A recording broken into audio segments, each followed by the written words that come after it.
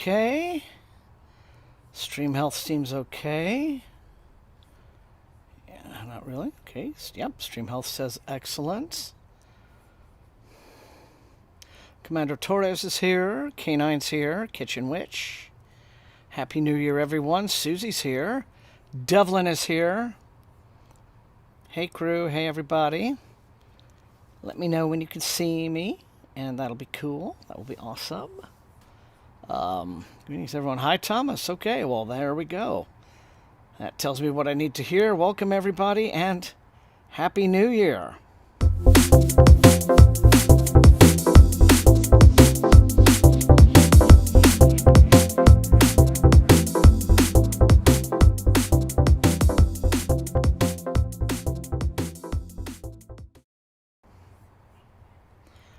Okay, how is everyone doing tonight?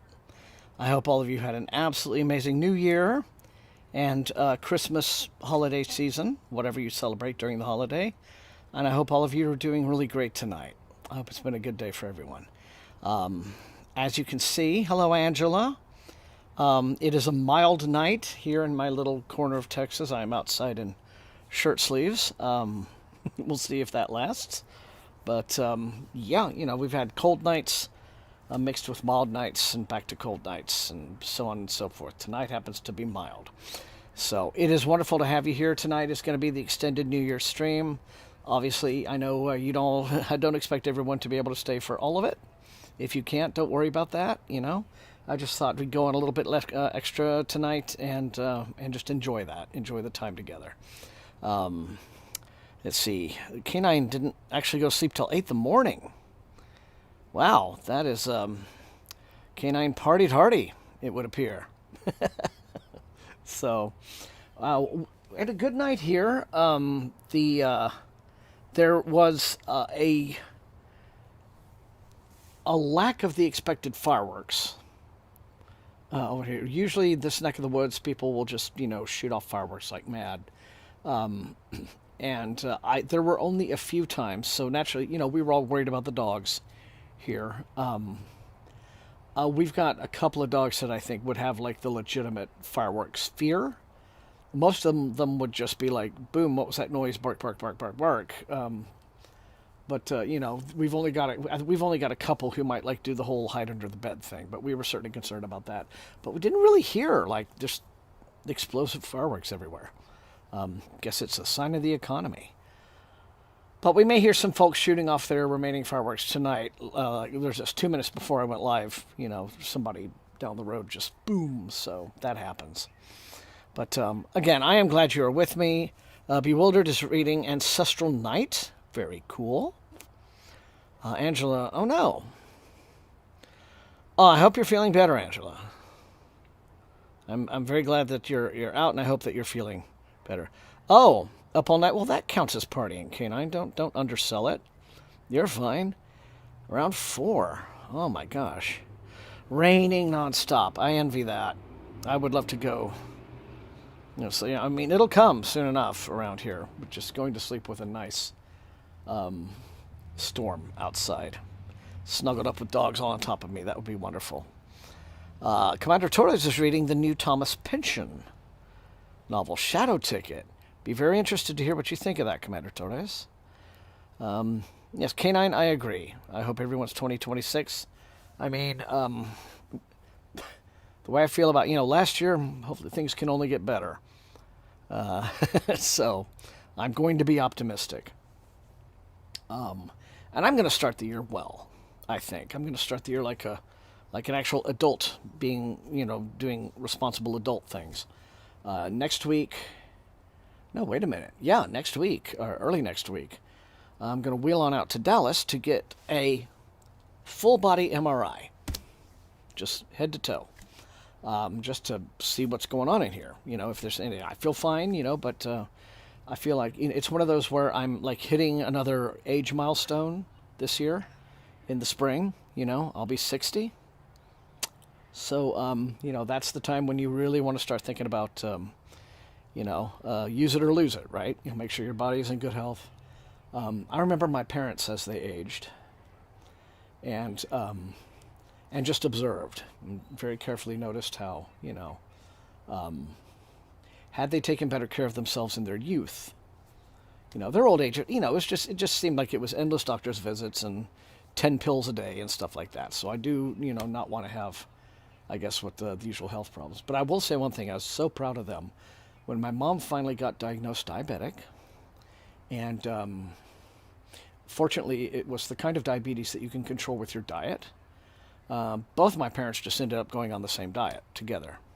And they lost a pile of weight and started working out, which I couldn't believe. I was so proud of them. My mom would be like, "God, look, check this out," and I'd be like, "Oh, good job, Mom."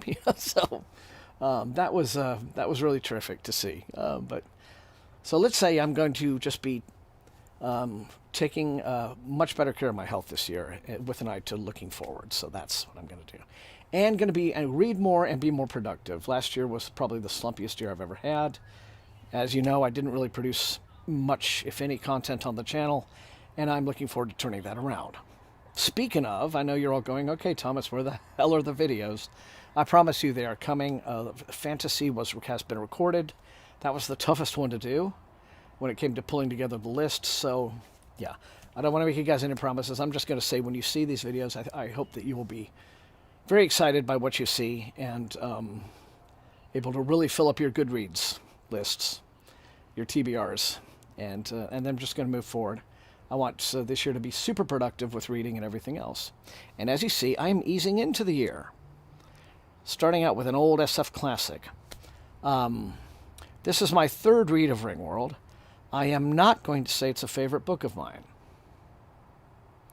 Super famous book. Very popular, amazing scientific concept.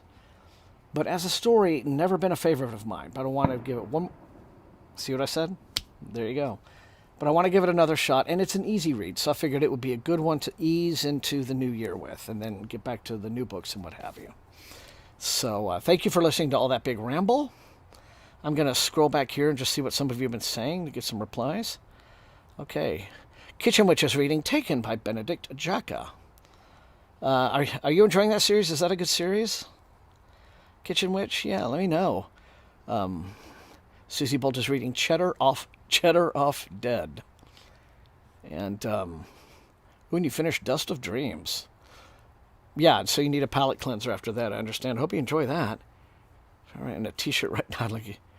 Yeah, wow, Angela. Yeah, it's one of the odd qualities of living in a climate like mine. It bounces back and forth, back and forth. There is no guarantee that later on in the stream tonight, which, as you know, is an extra-length stream, as I mentioned for those of you just showing up, that at some point I won't have to go in and get a hoodie or a jacket, but it's not necessary now, so. K9, it's the year of the horse. Good. Shed the snake skin. I feel new things are possible. I like that sense of optimism, K9. All right. Yep, Commander. I'm one of the elders. I'm one of my old Gen X, cranky old Gen X boy. I forget who it was. Maybe George Carlin. When he was a younger guy, he said, "I can't wait to get old. So I'm going to troll my entire family, by pretending to just, be old and senile." And it's like, go to family gatherings and be like, "Who the hell are you people? Where's my horse?" That kind of thing. So, anyway. Aura just finished The Star Pit by Samuel Delaney. Tango Charlie and Foxtrot Romeo by John Varley, in a tour double novella from the 80s. Very cool. Very cool. We just lost John Varley a couple of months ago, I believe. Yeah, Angela had big slump here, so that it is. Yeah, Kitchen Witch. So,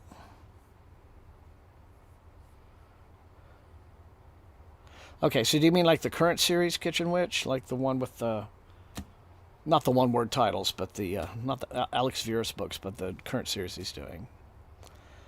Devlin's reading Exiles by Mason Coyle, I believe. And Karen is here, finally. You are finishing up the Vonda McIntyre trilogy. That is terrific. That's another thing I want to pledge to do. If I'm going to start a trilogy this year, and it's a completed trilogy, then just boom, boom, boom, back to back the whole thing. So, just don't do... Because I am the worst. I am the worst for finishing a series. Always have been. So, read book one. And even if I love book one, when, like, by all logic, I should immediately be fanatical about jumping into book two. Oftentimes I just don't. I don't know what it is. It's like, well, I'll read something else for a bit, Anyway.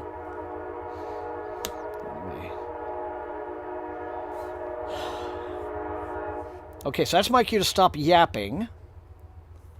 Turn on the timer. Session 145 and counting. Thank you all so much for joining me tonight. Hello, Justine. White Monarch Trilogy, okay. As I said, happy and just very happy New Year to be spending with you guys this evening, doing the stream. Let's hit it. I get a haircut at some point too.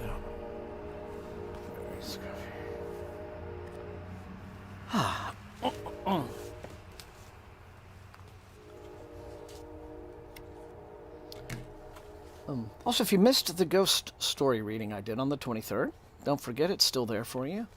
If you want to watch that, had a good time reading a story that I'm very fond of, and folks who showed up seemed to very much enjoy it, and I appreciate that. So, anyway, we are off.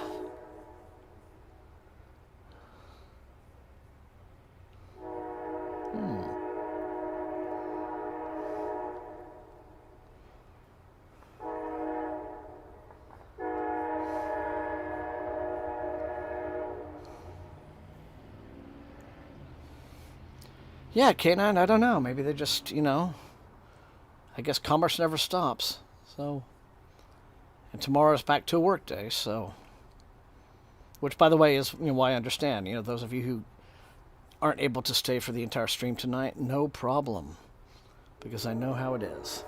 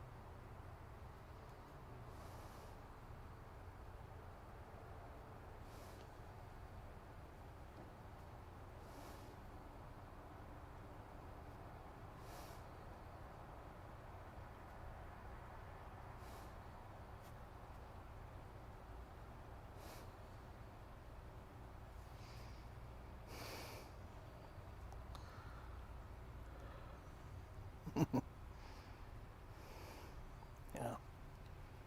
Oh, that's cool, Angela.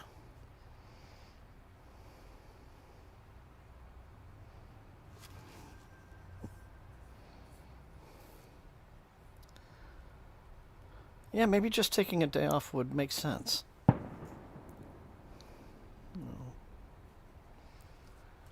we're going to.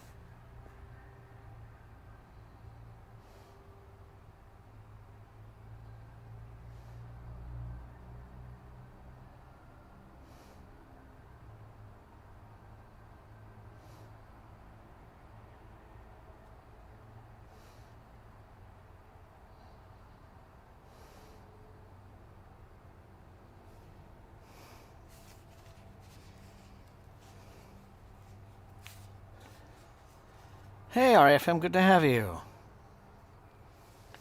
Vagabonds. Good choice. Well, thanks for showing up.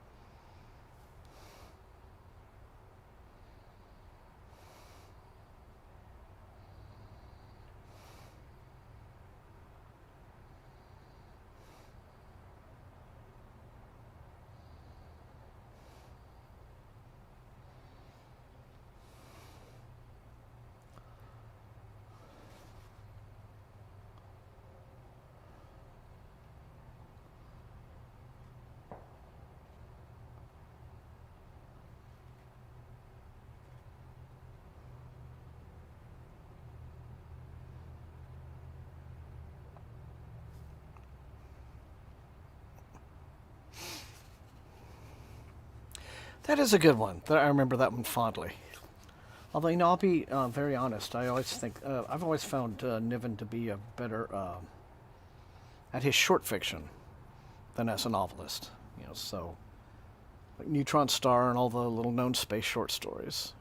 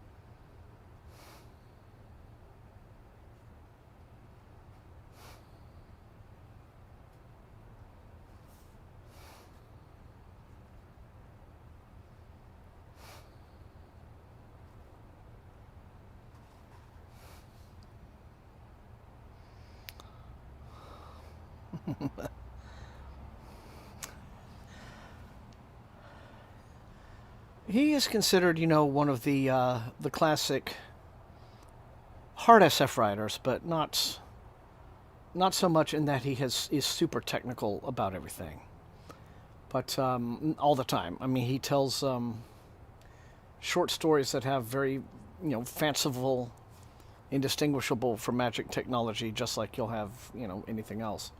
Um, but the ring world concept, though, is his most famous concept because it is something that could potentially actually work. I mean, I don't think we'll probably never get to the level of technology to build one. But in terms of the physics of it and everything, it's something that could be done, that could exist.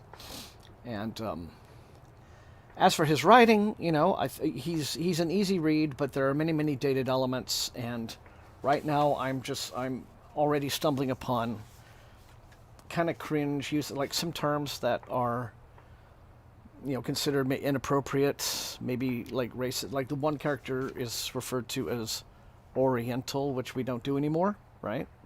So that kind of thing. Just the dated elements of his books kind of dog them now, I think, to a modern day reader. As an idea man, though, it's interesting to see how he explores, the science fictional ideas. You just kind of have to get around what doesn't hold up so well after much time. So maybe easier for someone like me who grew up reading this stuff than for a younger reader or a newer reader. Yeah, but you're right. Maddie's right. It's his stories are about the concept, and but a lot of his books were, I won't make comparisons to anyone maybe like Andy Weir or anybody like that, but he did make those kinds of concepts very accessible, and he had some bestsellers, in his day, some big, big #1 New York Times bestsellers. So he was that kind of writer. Okay, yeah. So I have probably more detail than you needed, but that's how my brain works.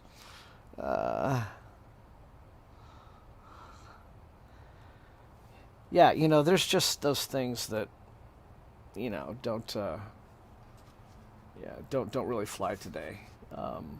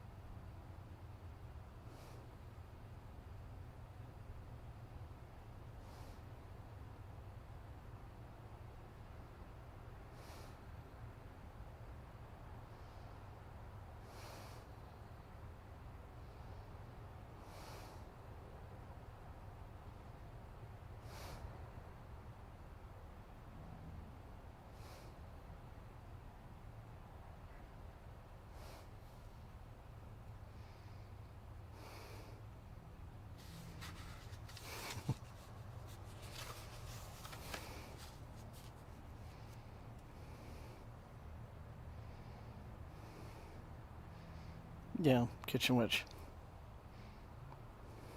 Yeah, I get what you mean.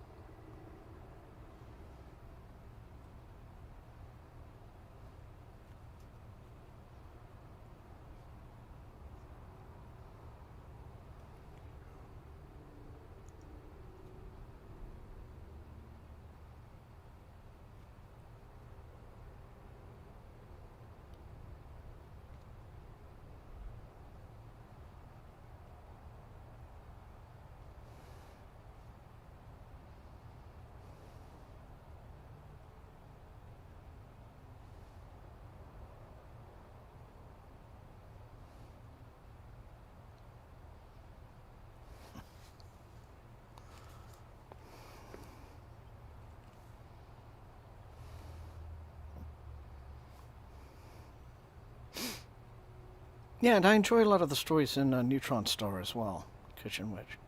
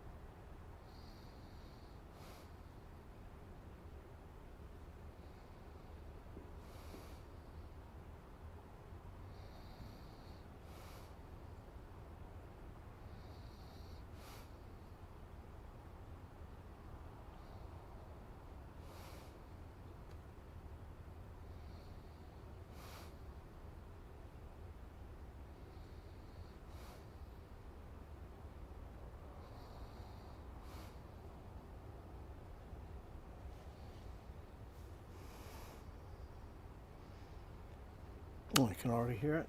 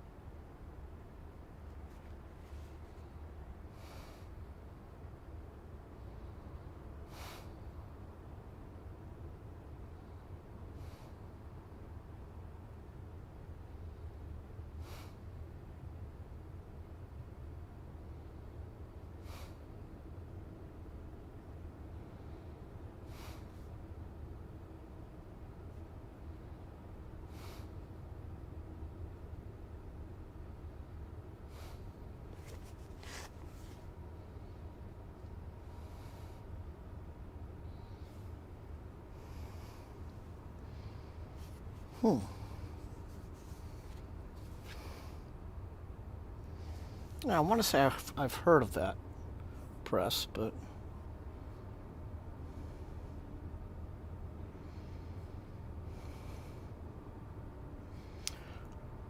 are they the ones that did that foundation set that I think I saw someone, the publisher posted on Instagram, but it wasn't The Usual Suspects, and I think a Centipede Press rings a bell, so anyway.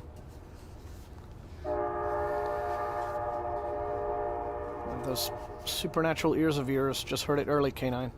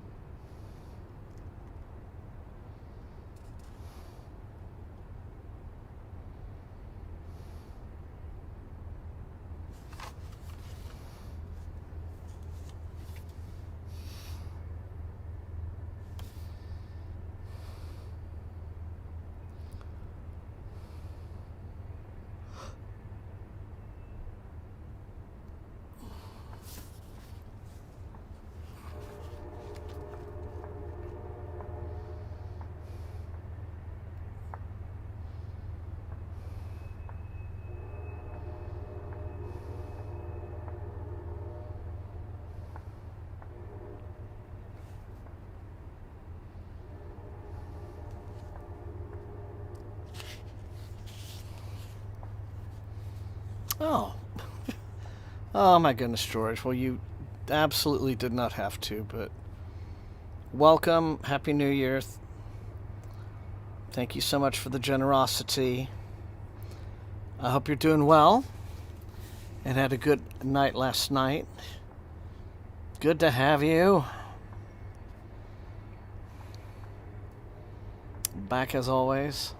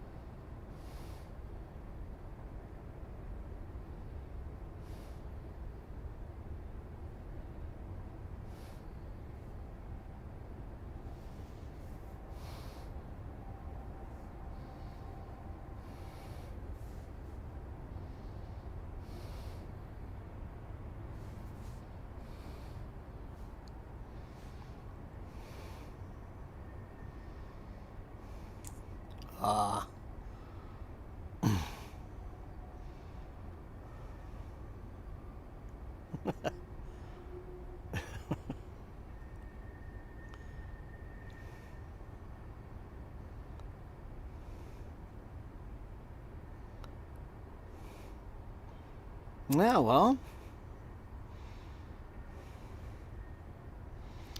that's right. Best minds of our time gather here on Thursday evenings.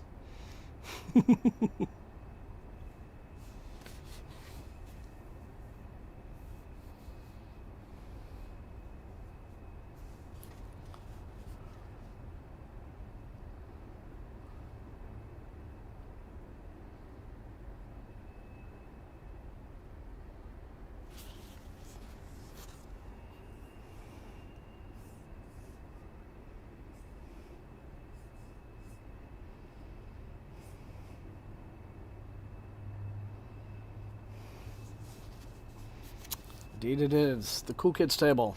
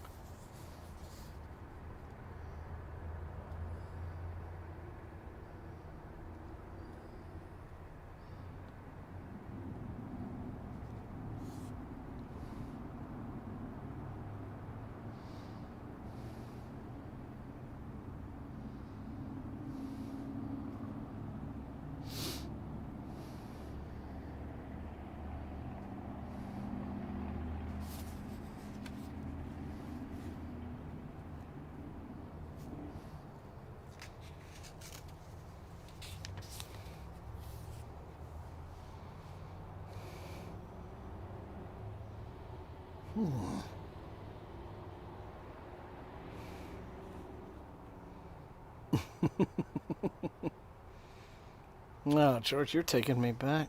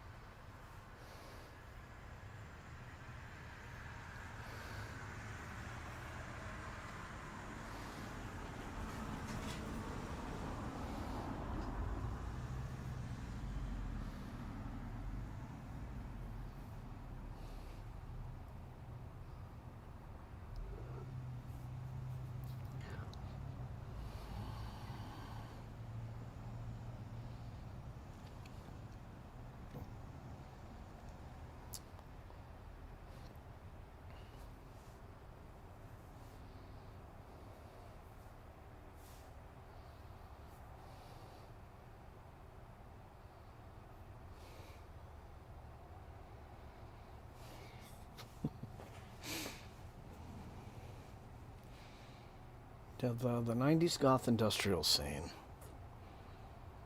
Well, that was a time.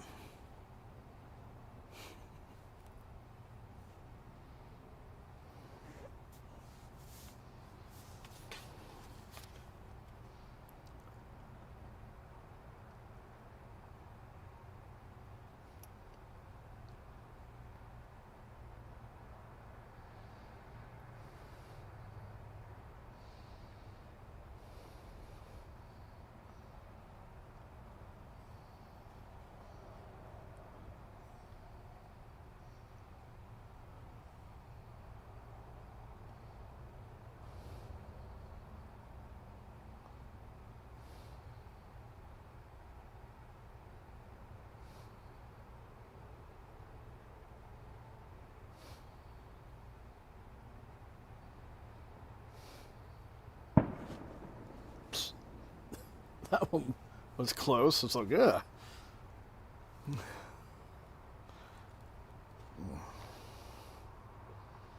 The funny thing is, it's like, that's kind of what last night was like. You expect to just hear pop, pop, pop, pop, pop, pop, all. Off in the distance, I would hear some of that. But really, just, like every 20 minutes, you get an occasional bang. So people were a bit more sedate this year about their fireworks displays.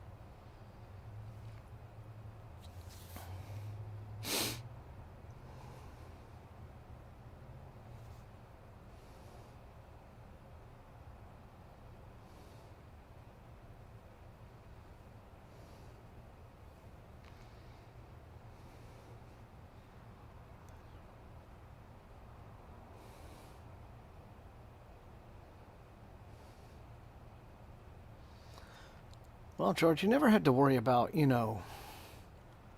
Merzbow going synth pop, right? There were always the artists who remained pure to their vision. Let's see, if that one was about using guns rather than... Yeah, that's always a concern here. Although we're not as irresponsible as they are up in Oklahoma. Don't know if some of you saw the news. This might just be like the kind of news that only goes regionally. But it's such a typical American story. Just a few days ago, like after Christmas, day after Christmas, somewhere in Oklahoma, there's families sitting on the porch, and somebody heard, like bang down the road like that, and said, there's this whole family group on their porch, and lady says, "Oh, sounds like somebody got a new gun for Christmas, right?" Because people literally will do that, like go out in their backyards, and sometimes they'll have a back. The smart ones will have a backstop back there if they want to shoot at beer cans or something. Still stupid, but this person evidently did not. So right after this lady made this observation, said this thing, she was like, "Ow," and then slumped over because that person, that stray caught her, and she died. And it is such a pitifully stupid example of the kind of culture that exists here. With just, and I say this as someone who owns firearms, believes in, responsible, just basic, intelligent safety practices. But, just so many people just haven't a clue, and it's like, I don't get, George and I have talked about this too, just do not get it. It really is just sad, Christmas at the rifle range here, okay. See, there you go. If you want range time, do range time. Traditional carols overcome. Oh.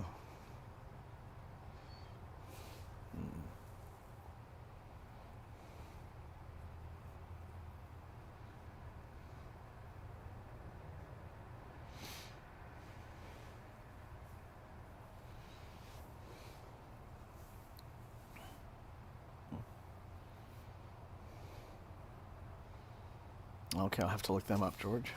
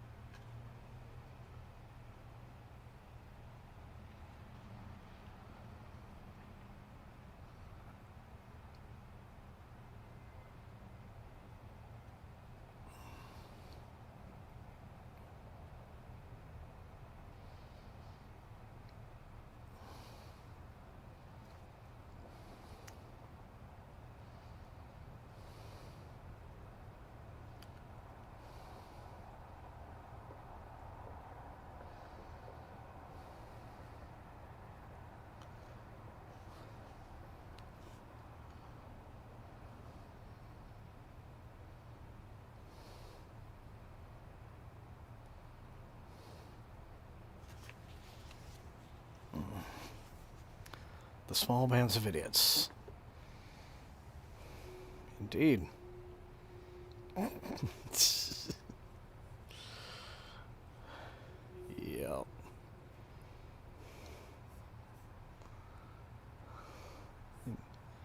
Indeed.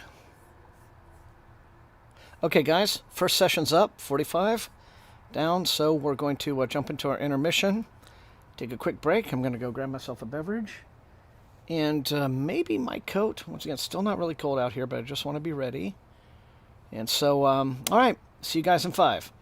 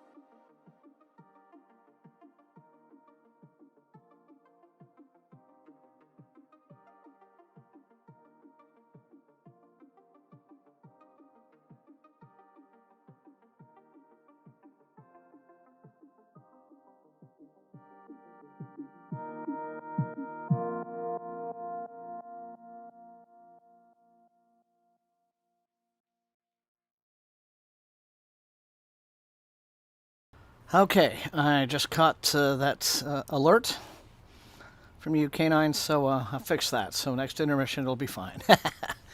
All right then. So, okay, we are back. Let me just reset. So, gotta get rid of these firecrackers. Gotta get rid of them. All right, and counting. Back to it. Thank you so much.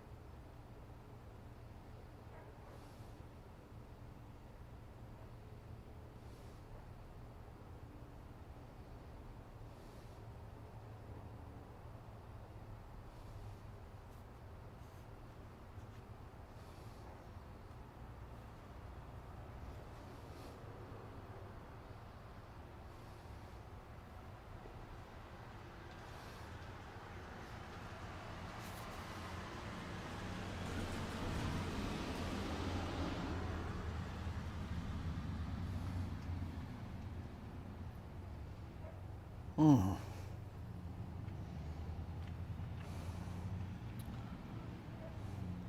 Well, I hope it's like the pleasant sort of rain and not the severe batten down the hatches sort of rain.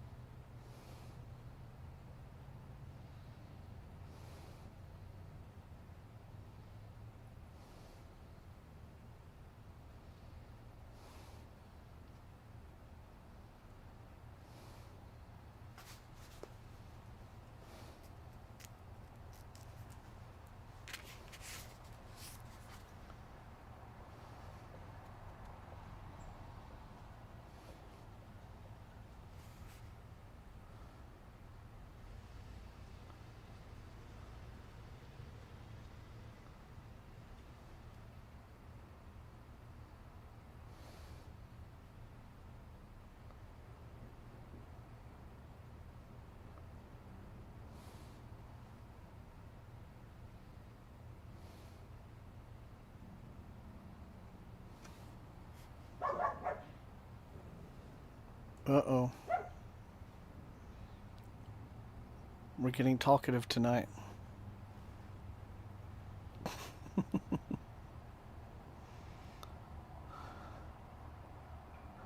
Ugh. Well, I'm glad you avoided the flood, so... Yeah.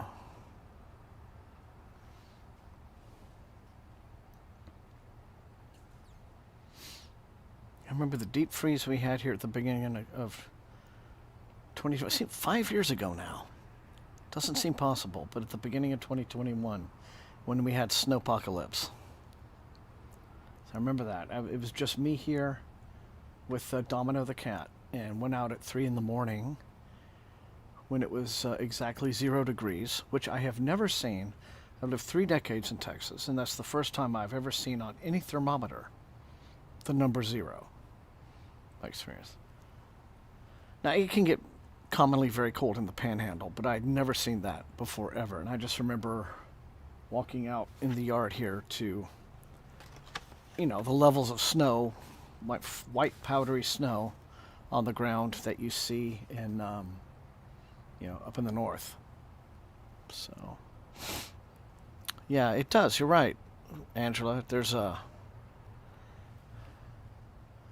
something about the temperature change, and it just does something to the maybe it's just that snap when it's maybe not so much the smell, but although there is kind of a smell like you get with fresh rain, but then there's also just kind of the cold that gets in there and kind of, chills your lungs a little bit. And that's how I would describe it. That might not be how it is to you, but yeah.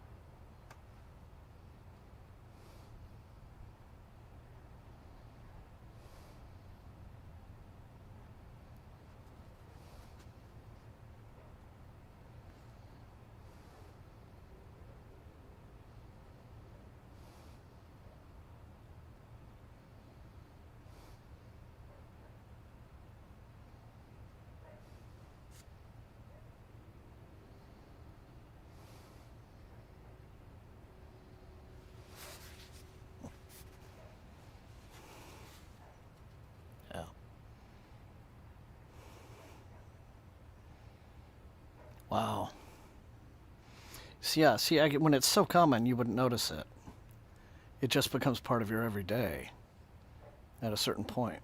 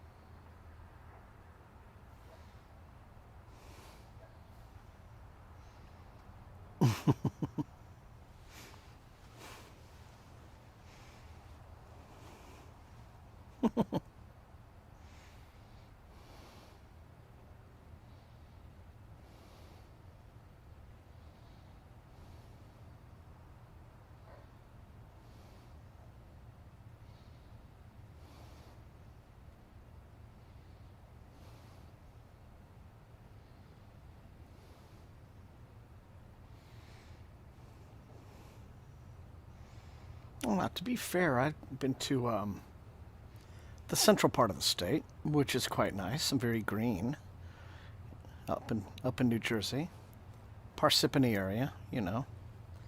Haven't been down to Newark, admittedly, or Jersey City, but I enjoyed Hoboken. My wallet did not enjoy Hoboken, but I enjoyed Hoboken. Some good places to eat there.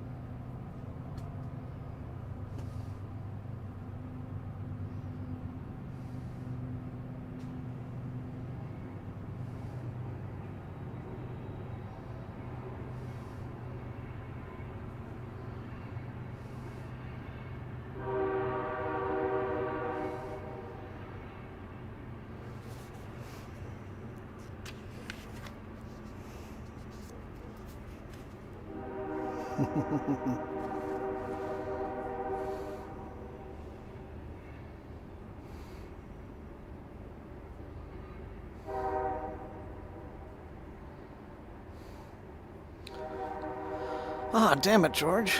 That's sad news.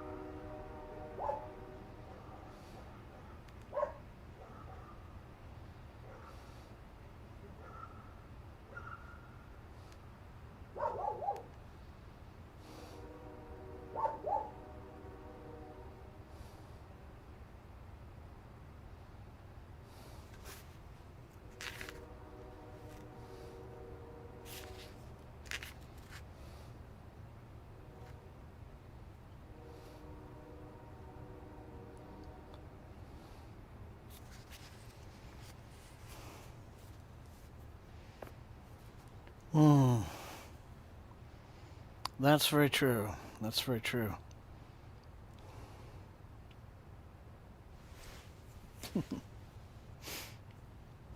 Yeah, they're getting talkative tonight. Canine, for sure.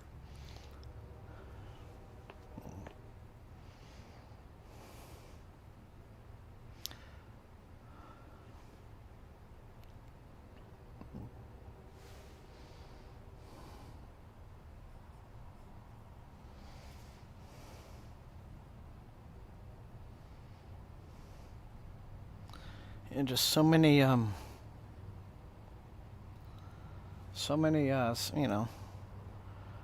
it's just starting to get to that age now where I'm just realizing that so much of what used to just be commonly seen on bookstore shelves is just not there anymore, and it's memory hold. You know, very few people still, you know, except for like just us OGs, right? Don't it's not terribly well remembered. Yeah, I remember. I seem to recall that in the 2000s, Vintage Books, which was redoing a lot of some of that classic science fiction and rebranding it as Litfic, which they did with literally everything Philip K. Dick ever wrote. And Philip K. Dick is still out there, but he's Litfic now. It's one thing that I've noticed. In any of the stuff of that sort that still survives, it's usually because a writer has hit some kind of, you know, cultural touchstone in terms of who they are and what they're known for. And then the books that were once just sold as pulp science fiction are now out there as Litfic with those kinds of arty Litfic covers. And the Philip K. Dicks have those. But in the Litfic is basically anything that is, you know, literary fiction. I'm sorry. I'm using the abbreviation if you're wanting to know what I'm saying. But yeah, and it's but it is a specific marketing thing. Like this is, you know, for the intellectual, you know, the intelligentsia and the more sophisticated readers. And it's interesting to see old school pulp science fiction being sold as that. But anyway, what I was getting around to was that, and as part of that, I think the most recent, you could find some Tom Dish books in print, were sometime in like the early to mid 2000s. And Vintage Books did two of his. They did 334 and they did Camp Concentration. And Camp Concentration I can certainly understand. 334, though, is very obscure. And I believe they also did the genocides, which is fascinating because the genocides, for those of you who might have missed my episode on the science fiction novels you'll never read, by the science fiction novels that never got written by writers who either died before finishing them or just canceled them or what have you. I mentioned the genocides because there was a unwritten Thomas Dish book in that list, but the genocides is this incredibly grim alien invasion story in which we lose, right? And yeah, it's pretty bleak stuff. So yeah, Vintage did 3 of his. But I think that's the last time you could have ever gone to just a chain bookstore and plucked something of his off of a shelf. But well,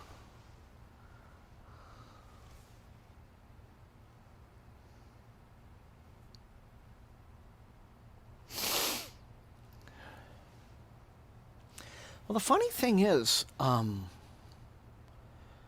today I think a lot of new books are, I think, entirely science fictional, are being marketed now as literary, or at least kind of a mainstream, slipstream mainstream sort of a thing.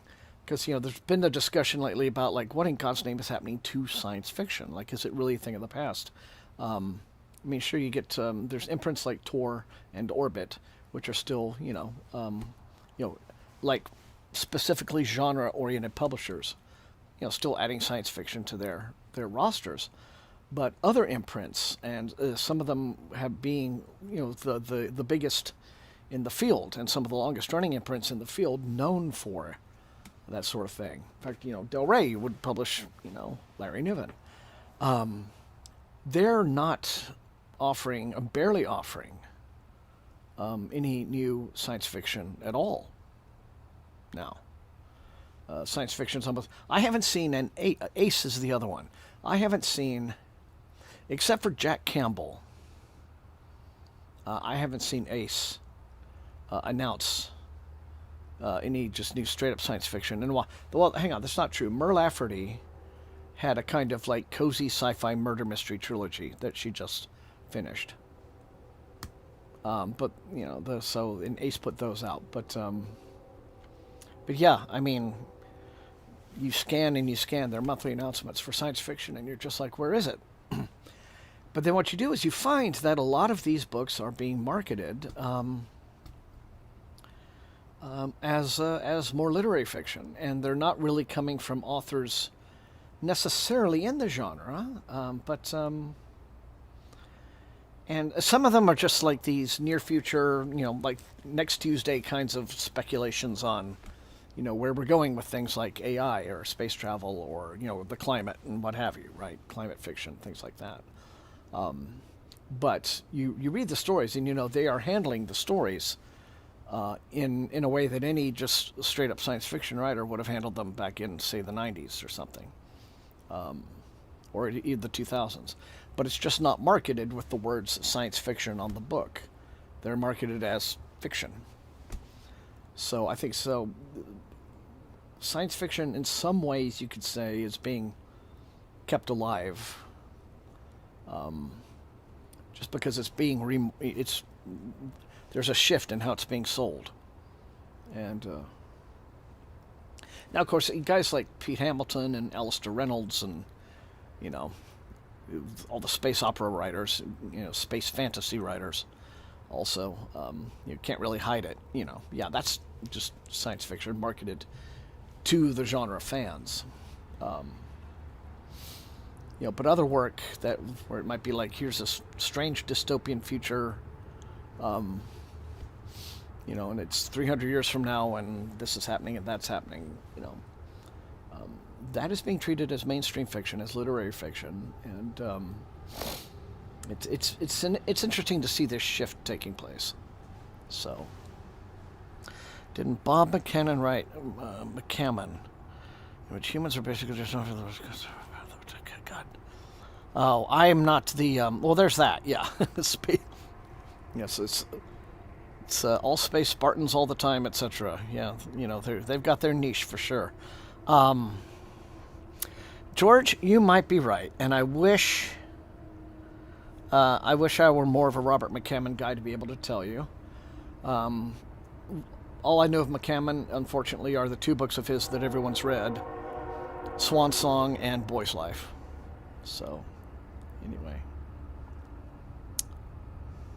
Oh, good question, Not Slip. I'll answer that one after the train. Yeah. Let's take a train break. Oh, very cool, Accipiter.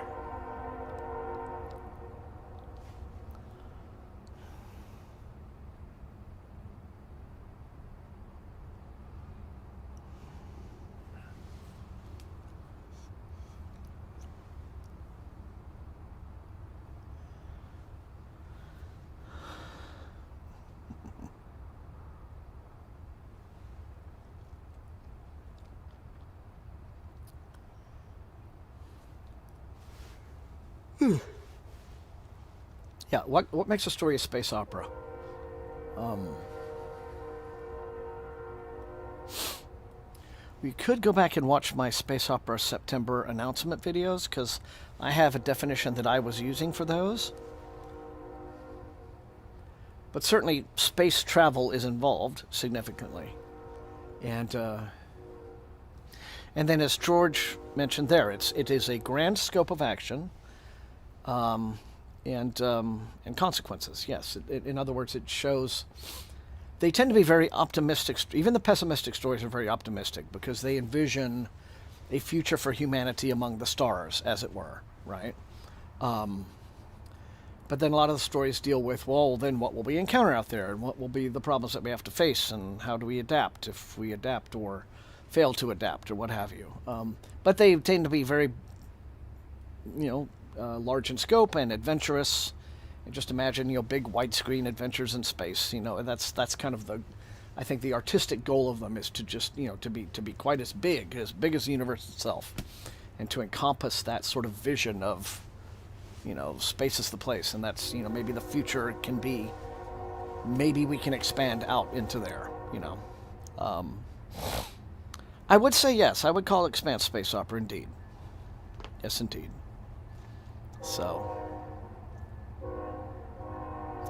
I'm sorry, I did. I started just talking over the train because anyway.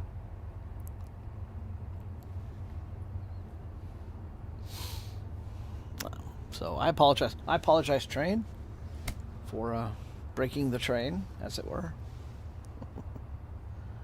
Okay, good job, George. But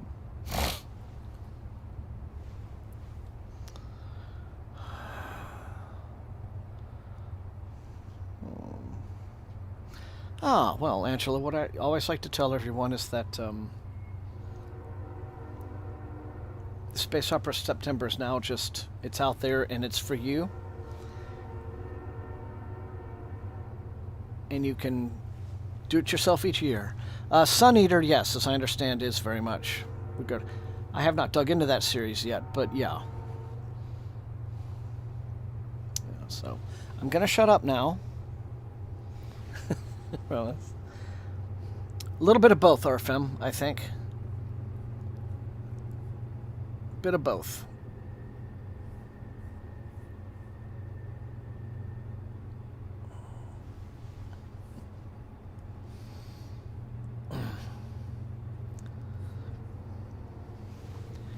There will be more trains tonight, guys, don't worry.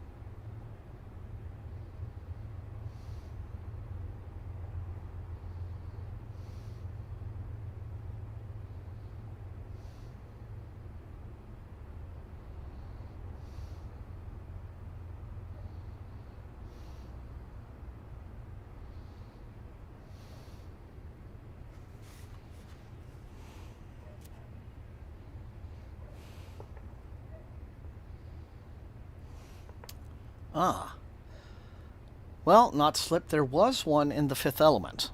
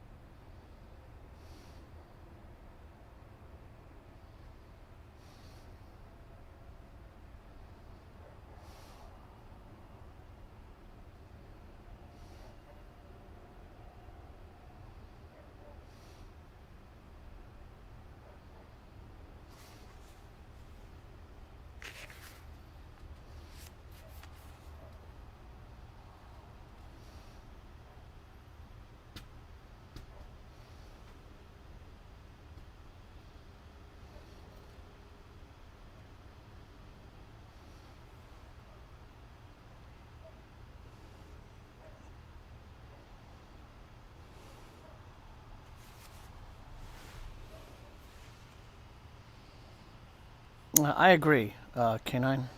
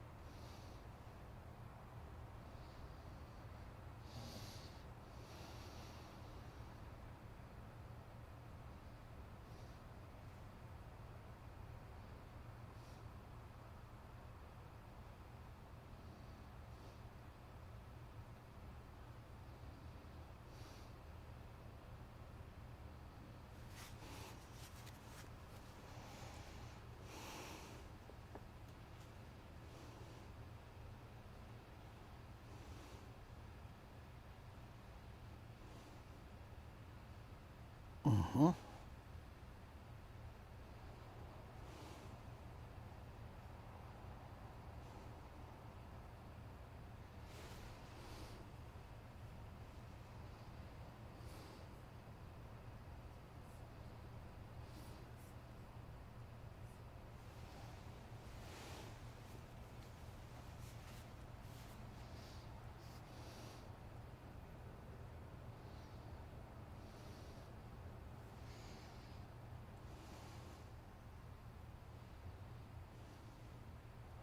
Right.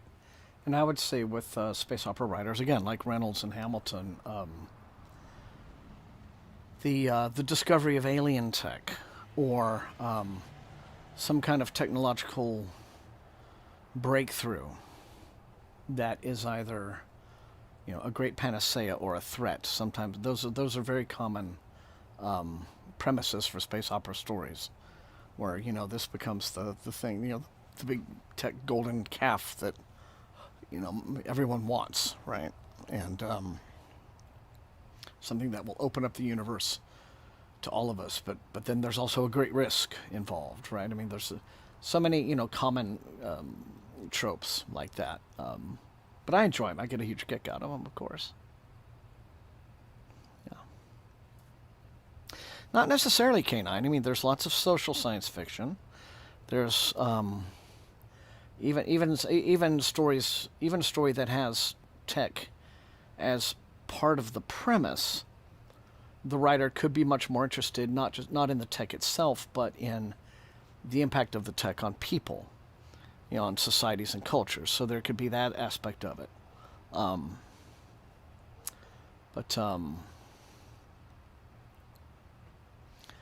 Yeah. So there.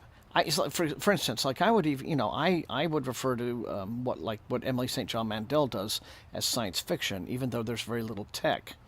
Because the science that the part of her stories that is the science would be, say, just they're little anthropological studies, and as well as in history, and talking about how people adapt to things like a great plague, right? Well, how do we recover from that? How do we bring that all about? And climate fiction, again, not really having to do with tech, but again having to do with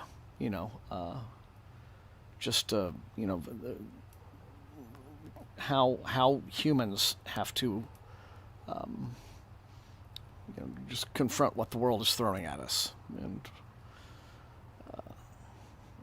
through our ingenuity, either we survive, or lack of ingenuity, we don't, right? So there's that. Yeah.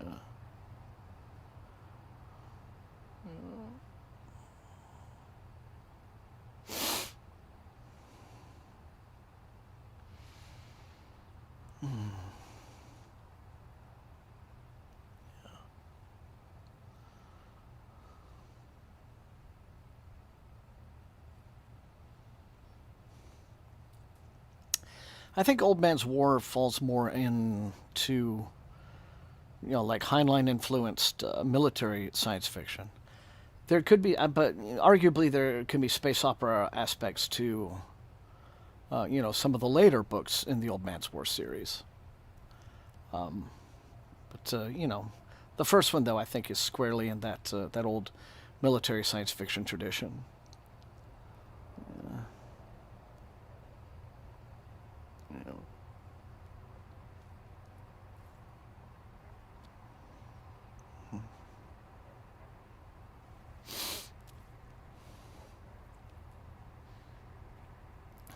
There's a definition I used for space opera. September was one that I allowed to be very general, and it just was that space as a location or space travel as an integral part of the story, was, I think, a requirement, hence space, right? But I think, yes, I mean, the more a story has a spirit of, like discovery and high adventure and sense of wonder to it, the more I think it, just really leans into space opera. Something that might be more grounded and, it's just kind of like the nuts and bolts of life, as it were, might not necessarily be space opera, although it is set in space. Like, for an example I would give of that might be the movie Ad Astra. I wouldn't call that really space opera at all. It's basically Heart of Darkness in space. In space is what it is, right? But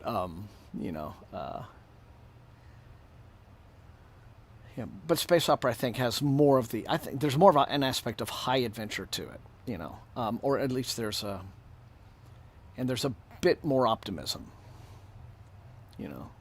even if times are hard, but and space is a big struggle. The universe is full of unknowns, but that's the thrill of it, is to expand humanity's knowledge and so on and so forth. Okay. Anyway, it's a sense of wonder. And with that, that is the end of session 2. So we're going along, like I said, a little longer tonight. We've got a good number of concurrent viewers, higher than average, I guess, because of the evening. I want to welcome all of you, even if you're just lurking, not necessarily participating in chat. That's fine. Happy to have you here. I'm going to take another 5 minutes. And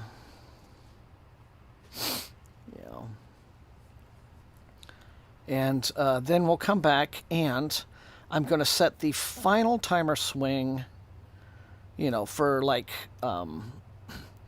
an hour instead of 45 minutes. And then that will give us the full 3-hour stream. It's been great to be here with you guys. Loving the talk, loving the readings. So, all right, see you in a few. Oh, yeah, look, it's a physical media. It's like I put a bookmark in my book and close it up, and I know where I am. Don't just have to close the file and just.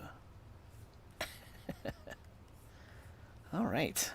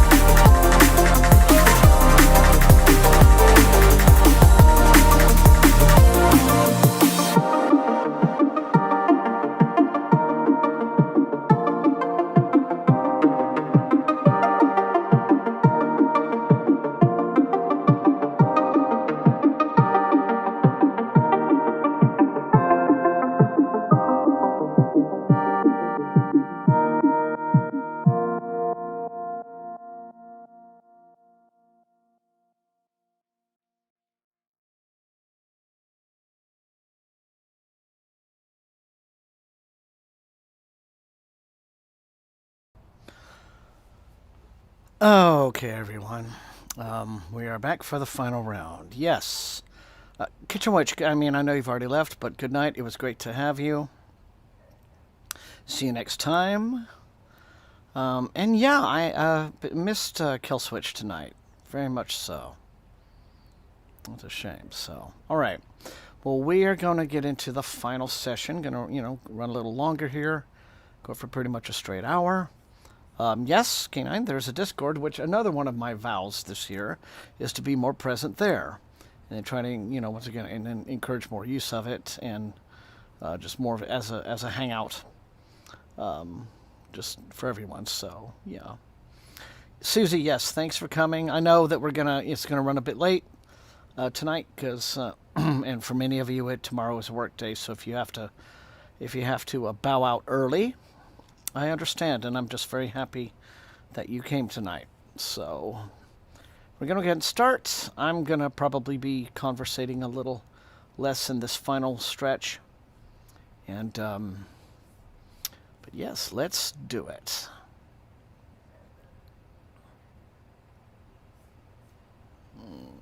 I'm glad I went and got this and put it on, although I still don't think I need it. It's good to have. So.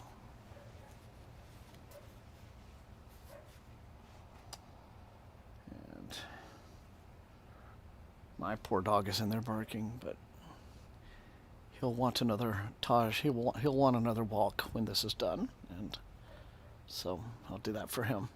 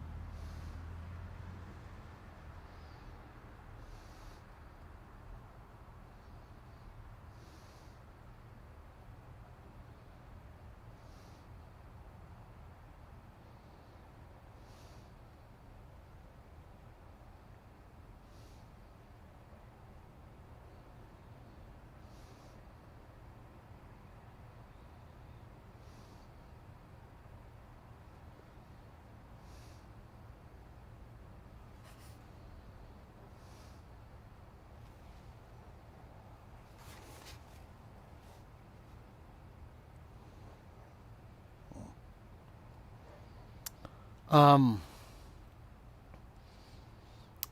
pretty sure. Let me check.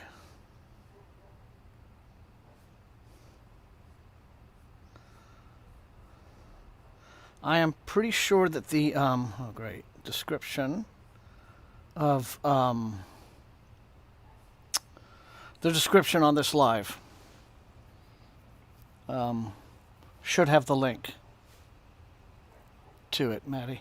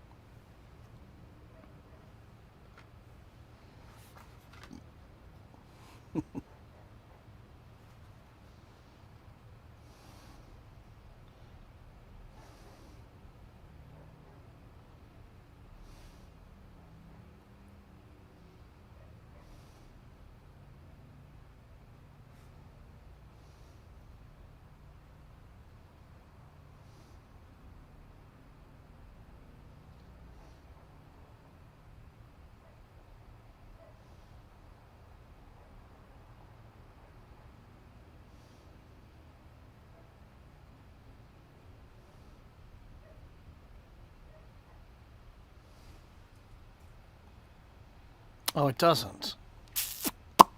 Okay. Give me a second.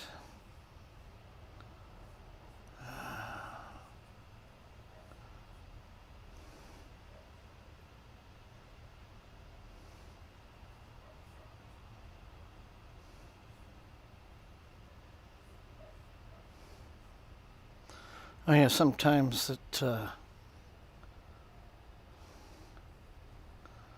Okay, let's try this.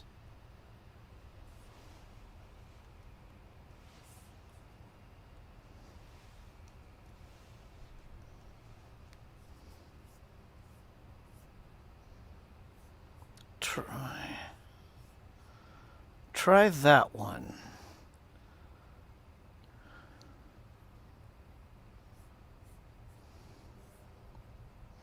And let me know what it does for you. If it sends you through or not.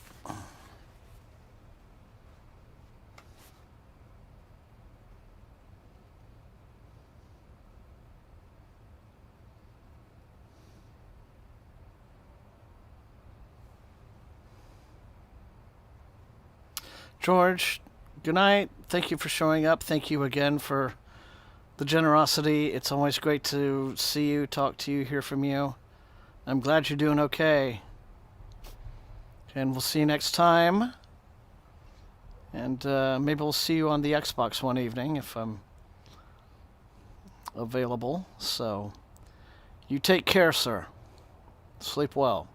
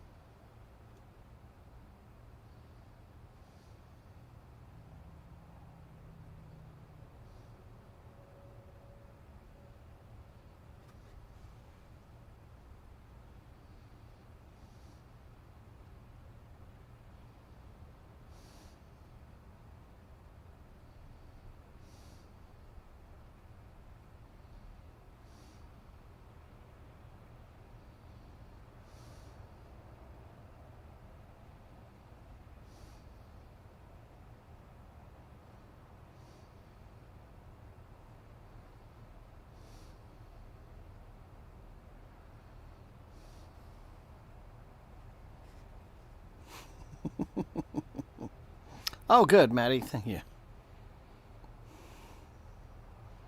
Old Keith Laumer. All right. You take care, bud. Good night.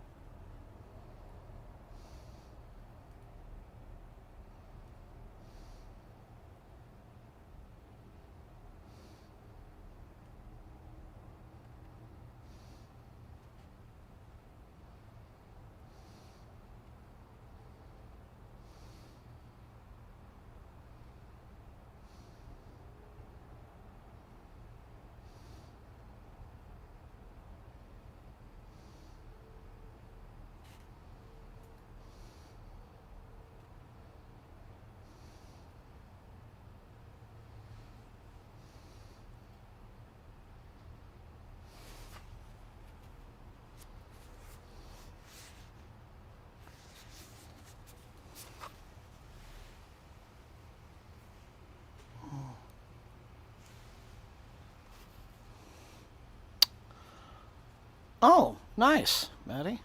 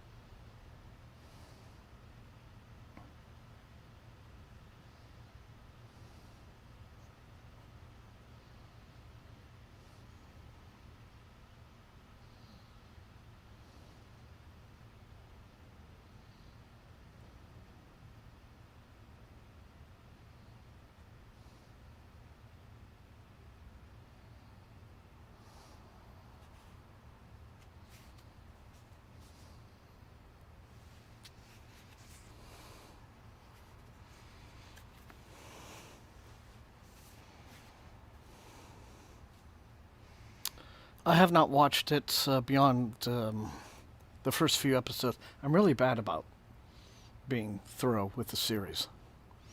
But everyone I've spoken to who has watched the whole thing has enjoyed The Expanse immensely, but it does go way off text to the books. So the book series and the TV series are different experiences. So.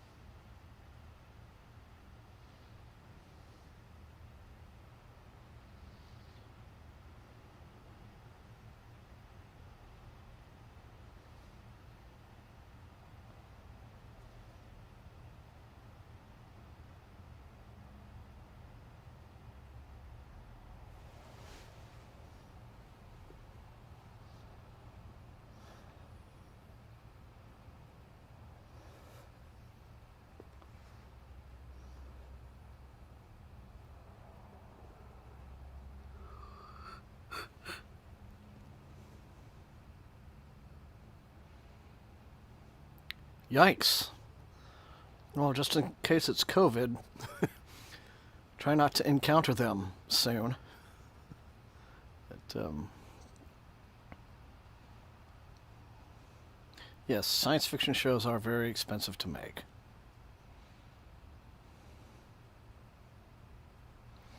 And the streaming services, for the most part, do have the budgets to make them.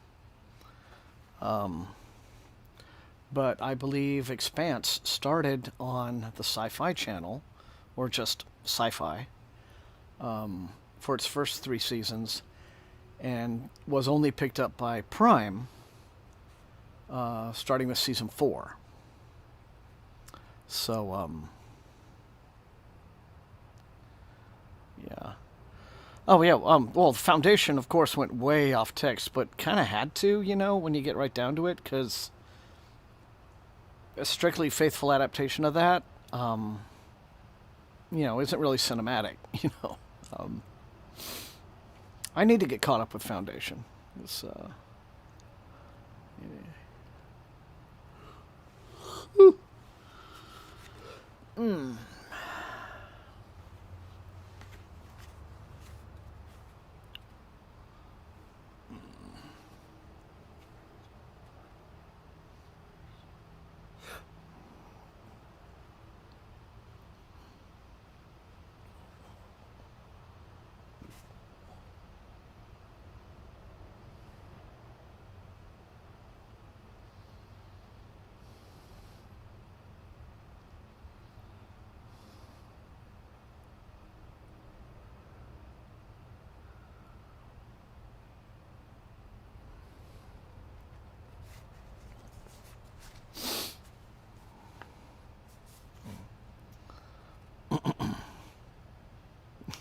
yeah.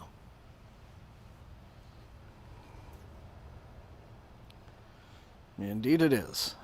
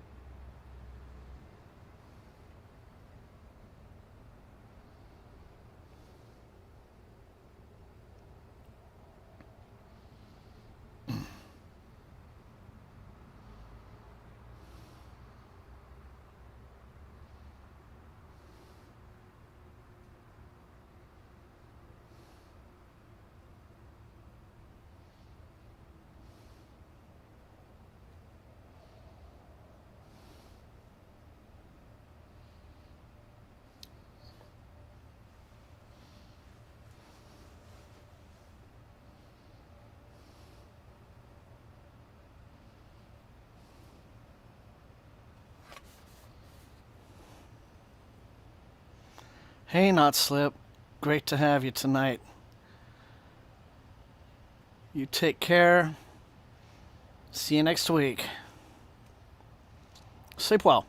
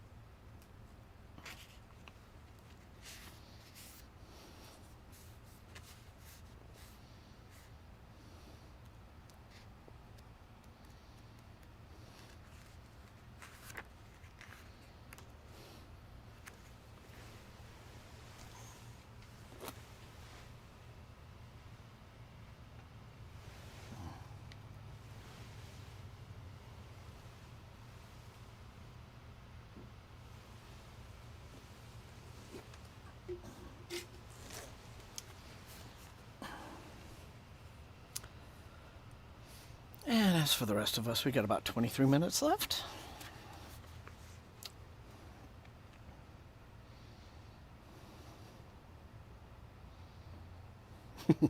All my gratitude to the long haulers.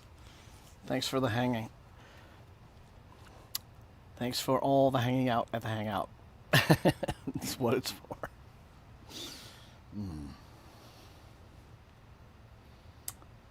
Although after this, I will be ready for a quick dog walk and bedtime, too.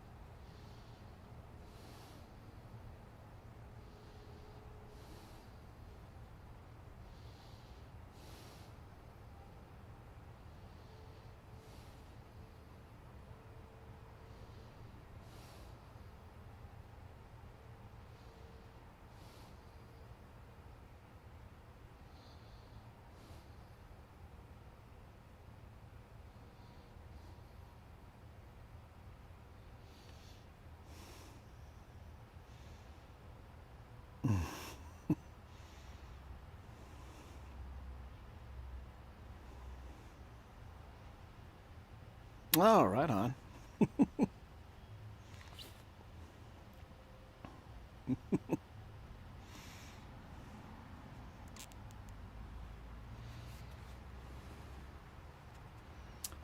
I know, and I should see over here. We've got Pluribus to finish and Fallout Season 2 to start.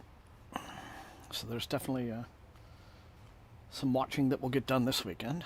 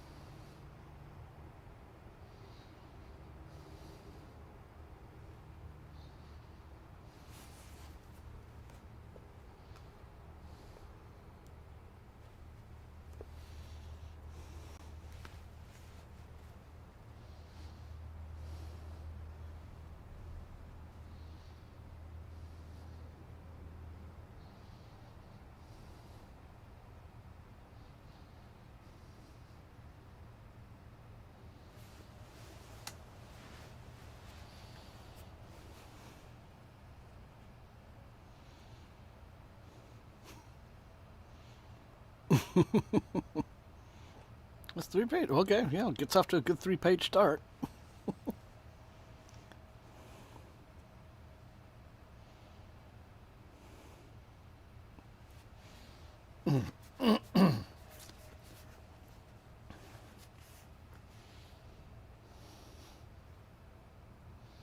Actually, Wave Kings does have a banger of an opening scene, so yeah.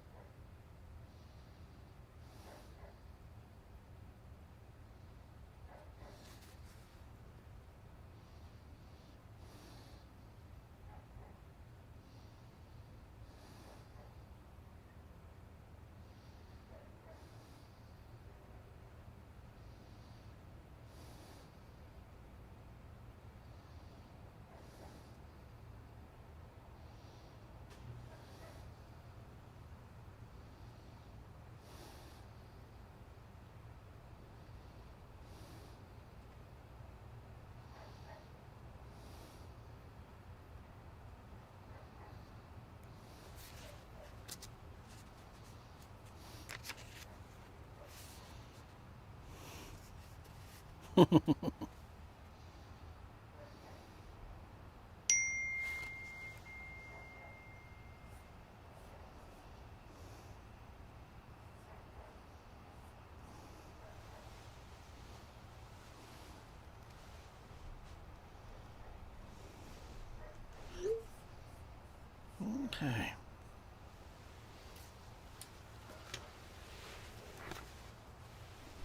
All right, everybody, that is it for the evening. So I want to thank all of you again for joining me on this extended New Year's Day stream. Thank you all so much. Been a good time. Took a big chunk out of the book, and so that feels good. Good way to start the year. So until I see all of you next time, once again, stay safe, healthy, and happy reading. Videos coming, I promise, once again, and all of that. But as always, I'm so glad to have had you here and for joining me, so thank you all so much. So until next time, stay safe and healthy, everyone. Good night. Take care. Love you guys. And happy reading, okay? Good night, everyone. Good night, everybody, and thanks for coming.